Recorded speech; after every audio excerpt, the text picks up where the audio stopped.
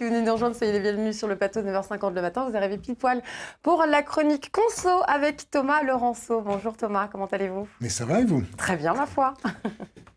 Et donc, Alors, effectivement, j'y vais. Oui, donc vous l'avez dit tout à l'heure, c'est la semaine européenne de réduction des déchets. Donc moi, les déchets, c'est beaucoup de choses. On pense beaucoup aux déchets alimentaires, aux emballages, mais il y a aussi les déchets dus à nos équipements électroménagers.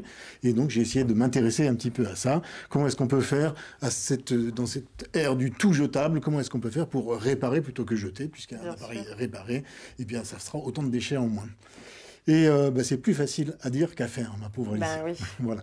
Et en gros, il y a deux grandes conditions qu'il faut remplir. La première condition, c'est déjà, il faut trouver les pièces. On a vu tout à l'heure le sujet sur le Répare Café, on y reviendra.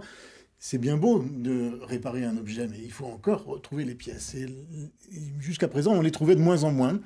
Il y a eu une petite avancée avec la loi sur la consommation de 2014. Désormais, les magasins sont obligés d'informer le consommateur au moment de l'achat d'un matériel neuf de la disponibilité, de la durée durant laquelle les pièces seront disponibles pour une éventuelle réparation. Donc ça, c'est une très bonne initiative. Malheureusement, c'est pas très contraignant et c'est très mal appliqué. C'est très mal appliqué. Il y a eu plusieurs enquêtes qui ont été faites au niveau national. Il y en a une récente aussi qui a été faite au niveau local. L'UFC Que Choisir de Nantes avait sélectionné 12 appareils. Il y avait une télé, un réfrigérateur, un lave-vaisselle. Et ils sont allés voir dans des magasins de la métropole si oui ou non l'affichage de la disponibilité des pièces détachées était là. Eh bien, dans la moitié C'est sous forme de logo, en fait, c'est ça Oui, c'est dans l'étiquette, durée des pièces détachées, vous les avez pendant tant d'années. Le problème, c'est que dans un magasin sur deux, ce n'était pour aucun des appareils. Voilà. Donc, la moitié des magasins ne respectent pas du tout la loi.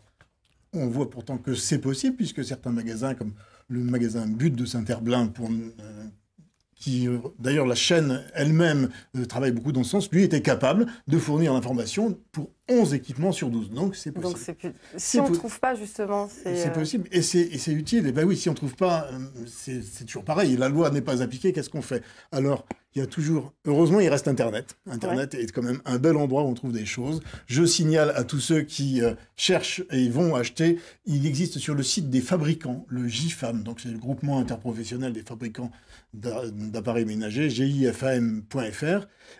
Il y a une liste, vous voyez, je l'ai apportée, donc elle est facile à télécharger, qui donne marque par marque la durée de disponibilité des pièces pour quand vous allez acheter. Donc vous imprimez cette liste-là avant d'aller faire vos courses et vous regardez, c'est quand même utile. Je ne sais pas si vous arrivez à lire chez vous. Mais...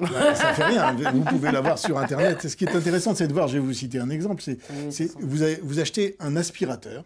Eh bien, si vous achetez un aspirateur Roventa, Moulinex, Bosch, vous aurez des pièces pendant 10 ans. Vous achetez un aspirateur Philips, vous aurez des pièces garanties pendant 4 ans. Ça fait quand même une sacrée différence en matière de durabilité. Et on voit bien qu'il y a des entreprises qui s'engagent et d'autres qui s'engagent moins fort. Donc nous, consommateurs, qu'est-ce qu'on doit faire? On doit privilégier les entreprises qui s'engagent dans cette direction-là. Un bon exemple que j'aime bien, moi, c'est l'exemple du groupe SEB. Vous savez que le groupe SEB a une... c'est bien. Excusez-moi Thomas, mais j'étais obligée. Il a une usine à Mayenne, une usine de robots qui n'est pas vos robots à vous, mais des robots de cuisine. Le groupe SEB, c'est Tefal, Moulinex, Roventa, Krups, c'est des tas de marques. Et donc, ils se sont engagés depuis plusieurs années sur la durabilité et ils garantissent pour toutes leurs marques des pièces détachées pendant 10 ans. C'est quand même bien. Ils ont près de 6 millions de pièces en stock, c'est considérable. Et puis, ils ont travaillé sur une autre direction que je trouve encore plus intéressante, c'est qu'ils ont commencé il y a 1 an à travailler les réparations avec des pièces fabriquées en 3D, vous savez, avec ces fameuses imprimantes qui fabriquent à la demande. Alors là, vous n'avez plus besoin de stocker les pièces, vous avez juste besoin de stocker les références de la pièce et vous pouvez réparer le petit morceau, le petit aileron de votre aspirateur, de ce que vous voulez. Et c'est assez formidable. Donc ça, c'est une piste pour l'avenir qui va permettre peut-être d'aller encore plus loin dans la durabilité des pièces détachées. C'est génial, on voit sur les images. Voilà, oui, tout à fait. Et Seb travaille aussi dans la deuxième direction, puisqu'on a dit qu'il y avait 2 pieds. Il faut d'une part avoir les pièces détachées, mais il faut aussi avoir quelqu'un qui sait réparer. Il faut avoir un petit savoir-faire quand même, j'imagine. Je ne sais pas comment vous êtes, mais moi je ne suis pas un génie du bricolage. Je ne saurais pas moi, faire. la dernière en bricolage. Voilà. Donc il faut trouver quelqu'un. Alors Seb développe un réseau de réparateurs, c'est bien. Le problème, c'est que ce réseau de réparateurs est encore peu étoffé. J'ai recensé une quinzaine de réparateurs dans la région, c'est pas assez. Donc... Puis ça doit avoir un coût aussi, quand même. En plus, ça coûte cher la réparation. Alors, qu'est-ce qu'on fait si on n'a pas de réparateur ou si ça coûte trop cher? Alors, on a vu, là, tout à l'heure, dans le premier sujet, il y a ces fameux repères café. Ça, c'est quand même quelque chose d'assez formidable parce que c'est à la fois c'est convivial. Donc vous arrivez avec votre grille-pain, votre radio qui ne marche pas, et puis vous tombez sur un technicien qui ouvre la boîte là, qui a 2 coups de tournevis, vous répare l'appareil. C'est quand même assez formidable.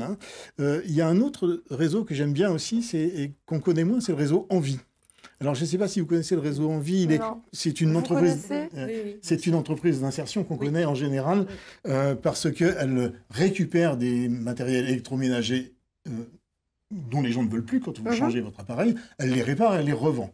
Et depuis 1 an maintenant, Envie s'est lancé dans la réparation aussi. Donc ça, c'est très intéressant. C'est des gens qui ont une grande pratique de la réparation puisqu'ils font que ça depuis 30 ans. Ils font ça pas cher du tout. Ils font ça avec des pièces usagés d'occasion, puisqu'ils ont utilisé les pièces qu'ils ont récupérées. Donc, on est vraiment dans la logique, vous savez, ce qu'on appelle l'économie circulaire. Et tout ça, c'est de l'insertion. C'est bon pour la planète, c'est bon pour la société. Franchement, que demander de plus? Que demander de plus, Thomas, j'ai envie de vous dire. Vous êtes plutôt à réparer ou plutôt à racheter? Moi, j'ai un papa qui est super bricoleur, donc j'ai beaucoup de chance. Ça aide, ça aide. Johan? J'essaie de faire moi-même de plus en plus. Ah bon? Ouais. C'est bien. Oui, avec Internet maintenant, c'est vrai qu'on a beaucoup de tutoriels. Il y a beaucoup de tutoriels, effectivement. Et vous, Bénédicte? Ça dépend, en fait.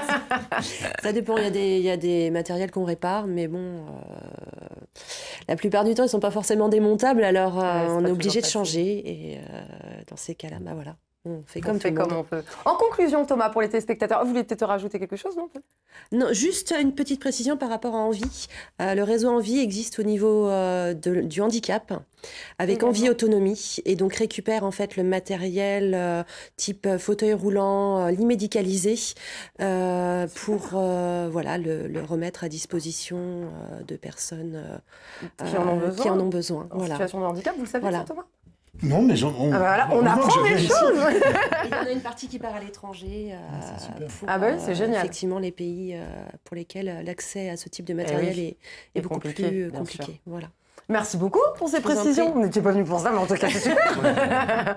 Thomas, en conclusion, vaut mieux se rendre effectivement sur... Alors, ne pas hésiter à aller sur jfam.fr. Oui, et puis ne pas hésiter à aller chez Envie, dans le réseau Envie. Donc, il y en a... au Mans, à Nantes, à Saint-Nazaire, à Laval, il y en a quand même dans les grandes villes de la région. En plus, ils font quelque chose de très amusant cette semaine, c'est le Green Friday, le vendredi vert. Vous savez qu'il y a cette... Rapidement, oui. Il y a une manifestation qui s'appelle le Black Friday, qui est quelque chose d'assez affligeant.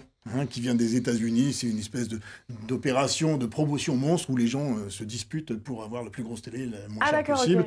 Et c'est vraiment l'hyperconsommation dans toute son horreur. Eh bien, en réponse à ce Black Friday, ils ont inventé le Green Friday, où là, on va parler justement de réparation, de durabilité d'appareils d'occasion. Et franchement, c'est beaucoup plus agréable que d'aller se battre dans un magasin pour attraper une télé. C'est clair.